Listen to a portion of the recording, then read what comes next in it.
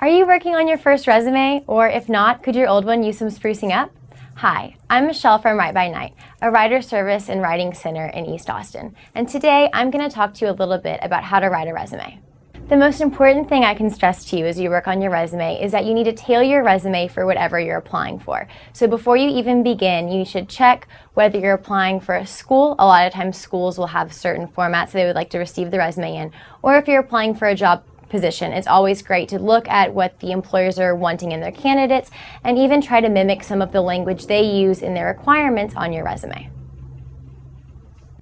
So once you have a good idea of the type of resume you need, be it creative, professional, or academic, the next step is to decide on a format. And there are a lot of ways you can do this, but I have an example of a simple resume format for those of you who would like a little bit of a visual example.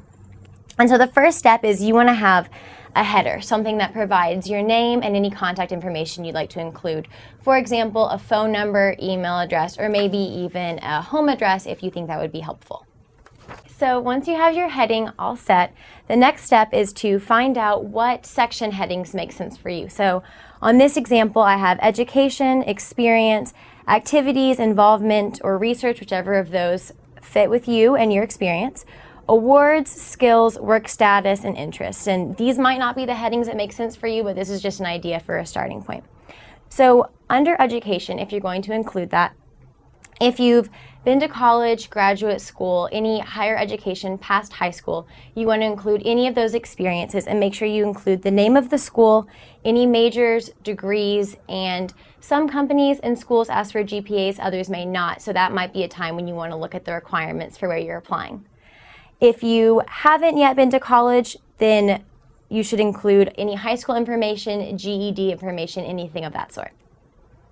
Next, you'll have your experience. It can be work experience, volunteer experience, professional experience, anything like that. And important things to include for your work experience are first, the name of the company or volunteer organization, your position, whether you were an intern all the way up to, senior vice president. You want to include the dates at which you were employed or volunteering for that organization. And then it's always a good idea to include a few bullet points detailing your responsibilities or any projects completed while you were working with that group. And it's always great to include as much experience as you can, and tailoring your experience and your bullet points to the job or school you're currently applying for is always a good idea. So now that we've talked about education and professional experience, two of the most important sections on our resume, I'd like to talk to you about a couple others that aren't necessary, but might be good if they fit well with what you've done in the past. So the first section is a section that includes any type of activities, community involvement, or research that you might have accomplished in the past. And this can include a sorority or fraternity you may have been in, a group you might have been a leader of, any volunteer experience if you didn't include it earlier in your work experience, or even any type of research project you've undergone, such as a dissertation, a thesis, maybe even a long-term project that meant a lot to you or you really grew from if it fits well with what you're applying for. Another section that you may or may not include is awards. So any important salient award that you've received that you think might look good for this potential employer or potential school would be a great thing to include on your resume. Another one is skills. And it sounds kind of funny, but the kind of skills I'm talking about are things like computer skills. Do you know a programming language? Are you proficient in Microsoft Word or Excel or Access? Things like that are really useful and can really set you apart from another candidate. Another great skill to include is any proficiency in a foreign language, whether it's full fluency or even just a working knowledge or conversational. That can be something else that sets you apart. Another thing you might want to include is your work status, be it citizen or you have your work permit or whatever it may be. A lot of times employers will find that to be very helpful. And a final category that some employers may like, others may not, and it's really up to you, is your interests. Especially if your interests really coincide with the type of program or job you might be applying for, or if it's just more of a creative, personable company and you think they might be interested to know a little bit more about you. So like I said, these are just some ideas for sections, but as you think about it, as you work on your resume, just be aware of what works for you and what makes sense for your resume. So now that we've gone through all of the different components of a resume, what's important to keep in mind is length. I know this sounds like a lot, but it's really important to try to keep your resume about to the front of one page unless the potential employer or school tells you differently.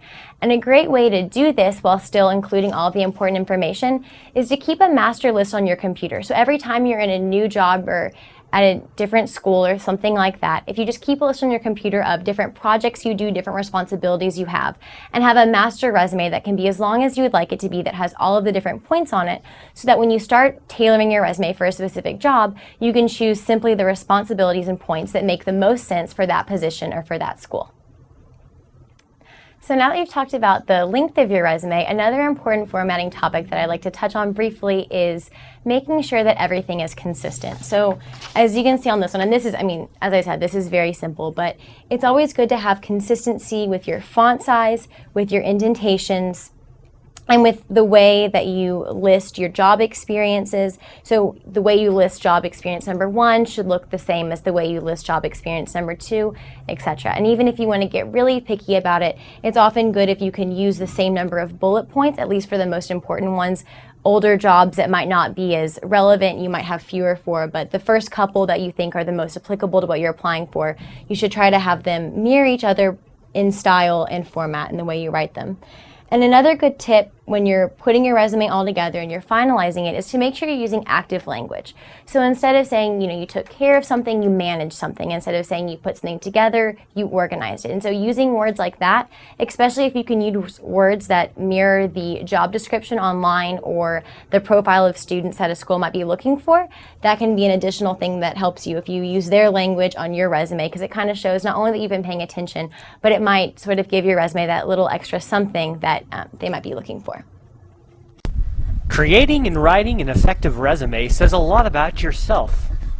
Resumes should always be typed and never handwritten. A resume should make a statement about you. Let's start from the beginning of the document. Use a template if you can. Start with your name. Bold it and make it stand out, along with your email address, mailing address, phone number, and any other information you'd like to include. The objective. While not required, it's highly recommended that you have an objective on your resume. An objective should just be a brief statement about a job you are seeking. For example, John here is seeking a job that involves working on vehicles and providing customer service to his customers. Education. List the education starting with the most recent. If you have any degrees, be sure to list those. Bold anything that you want to stand out, but don't overdo yourself. Experience. List other jobs you have worked for, starting from the most recent.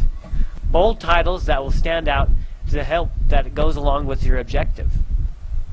And of course, use the references and provide skills. If you don't have any references to list, make them available upon request. If you use references, you should at least list 3 references. And when you are finished, review your resume and make sure everything looks good. That includes spell checking and grammar checking your resume. Have a friend or someone else read over your resume for you. When it's all good, print the resume out on the paper of your choice. I personally prefer linen paper to make your resume look more professional.